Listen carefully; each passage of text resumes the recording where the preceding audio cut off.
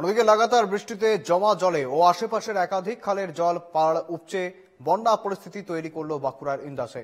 Indas block জুড়ে বিভিন্ন জায়গায় এখনো জলবন্দী, বেশ কয়েকটি রাস্তা এখনো জলের তলায় থাকায় রাস্তাগুলি দিয়ে যাতায়াত বন্ধ রয়েছে। এদিকে লাগাতার বৃষ্টিতে ইন্দাসে ভেঙে পড়ছে একের পর এক কাঁচা বাড়ি। পরিস্থিতি মোকাবেলায় কোমর বেঁধে নেমেছে ব্লক প্রশাসন।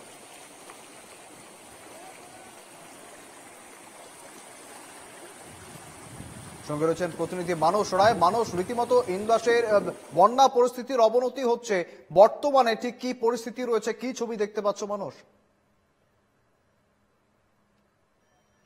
দেখো, বেশ কয়েকদিন ধরে নিম্নচাপের জেরে বাঁকুড়ায় অত্যন্ত বৃষ্টিপাত হয়, কিন্তু গতকাল বাঁকুড়া জেলায় 1.9 মিলিমিটার বৃষ্টিপাত হয় গোটা জেলা জুড়ে। তবে যেটা লক্ষ্য করে যাচ্ছে, জেলার বিভিন্ন প্রান্তের সাথে সাথে ইন্দাস ব্লক এলাকায় বৃষ্টিপাতের পরিমাণ ছিল অত্যন্ত বেশি। এর ফলে ইন্দাস ব্লকের যে সান্তাশ্রম এলাকা রয়েছে, সেই সান্তাশ্রম এলাকা দিয়ে বয়ে গেছে দেবখাল।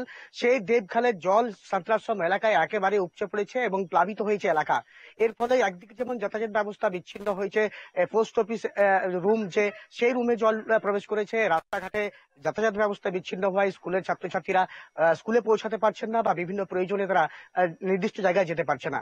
এক কথায় শুধু এই ইন্দাসকে সান্তাশ্রম এলাকা শুধু তাই নয়, সান্তাশ্রম, করিশোনা, গোপপুর এবং যে আকুই, ইন্দাস, এই সমস্ত এলাকায় একাধিক এই প্লাবিত হওয়ার জন্য মাটির বাড়ি ক্ষতিগ্রস্ত হয়েছে বা একাধিক মাটির বাড়ি ভেঙে পড়েওছে। এই অবস্থায় ইন্দাসের যে বিডিও, ইনি ইতিমধ্যেই তিনি কিন্তু এলাকা পরিদর্শন করেছেন, ডিজাস্টার ম্যানেজমেন্টকে নির্দেশ দিয়েছেন এবং সতর্ক থাকতে বলা হয়েছে। এলাকার মানুষরা যেটা অভিযোগ করছে যে দেবখাল যে সান্তাশ্রম এলাকা দিয়ে বয়ে গেছে, সেই দেবখাল অত্যন্ত পুরনো একটা খাল। সেই খালে নিকাশি ব্যবস্থা না থাকার জন্য প্রতি বছরই বর্ষায় বা বেশি পরিমাণ বৃষ্টি হলে এই দেবখালের জল এই এলাকায় প্লাবিত হয়। এর ফলে বিভিন্ন এলাকা প্লাবিত হয় এবং রাস্তাঘাট একেবারে যোগাযোগ ব্যবস্থা বিচ্ছিন্ন হয়ে পড়ে, সমস্যায় পড়ে হাজার হাজার মানুষজন। দীর্ঘদিনের সমস্যা, তারা চায় দ্রুত এই সমস্যার সমাধান হোক। তবে এই সমস্যার সমাধান কবে হবে সে নিয়ে কিন্তু তারা এখনো পর্যন্ত নিশ্চিত নয়। শুভেন্দু, ধন্যবাদ তোমায়।